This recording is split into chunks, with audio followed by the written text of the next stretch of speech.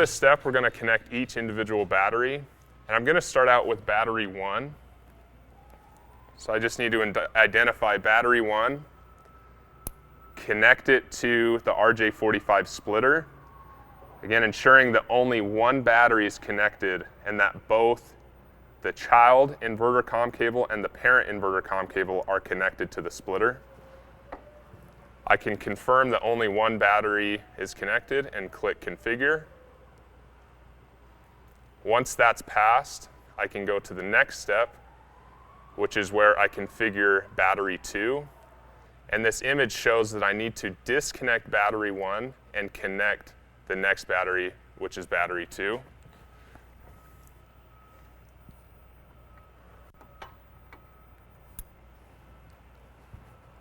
I can confirm that only one battery is connected and click configure. And I can now go to the next step, which is configuring battery 3.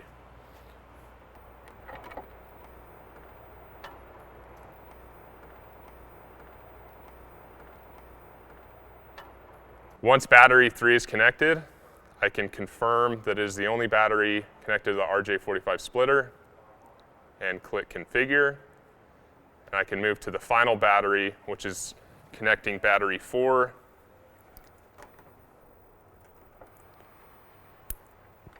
And click configure.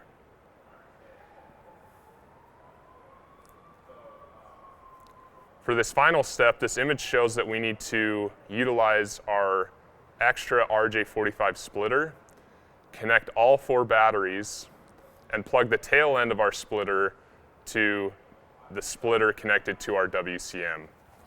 So I'm going to grab our second RJ45 and connect each battery. So I have battery 1, battery 2, battery 3, and battery 4.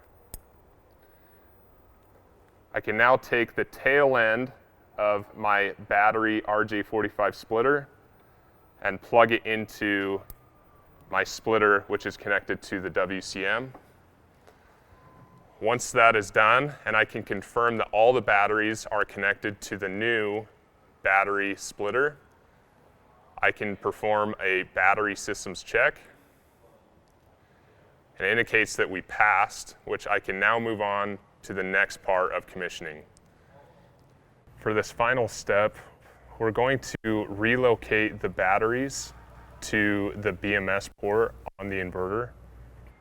So what I'm going to do is take the tail end of my battery RJ45 splitter and relocate it to the BMS port on the inverter.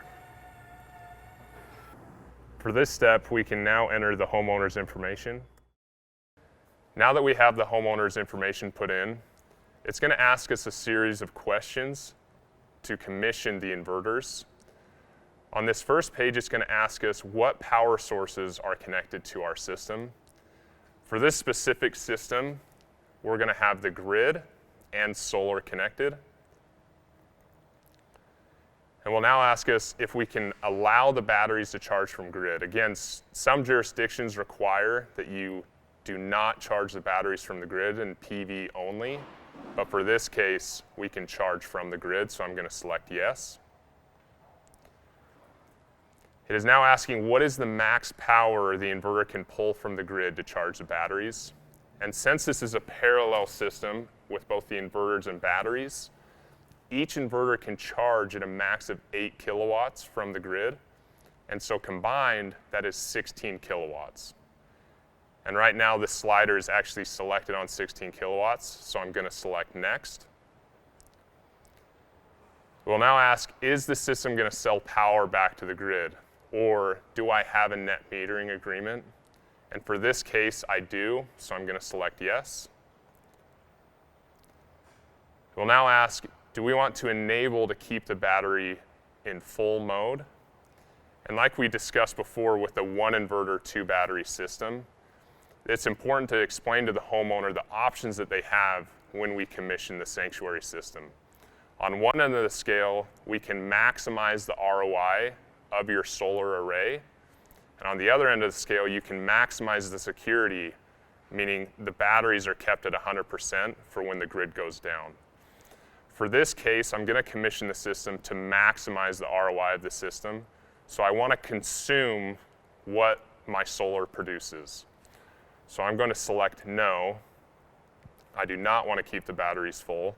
It will now ask, what percent do I want the grid to maintain my batteries at? And the default is 30%, which for this system, I'm going to keep it at the default setting.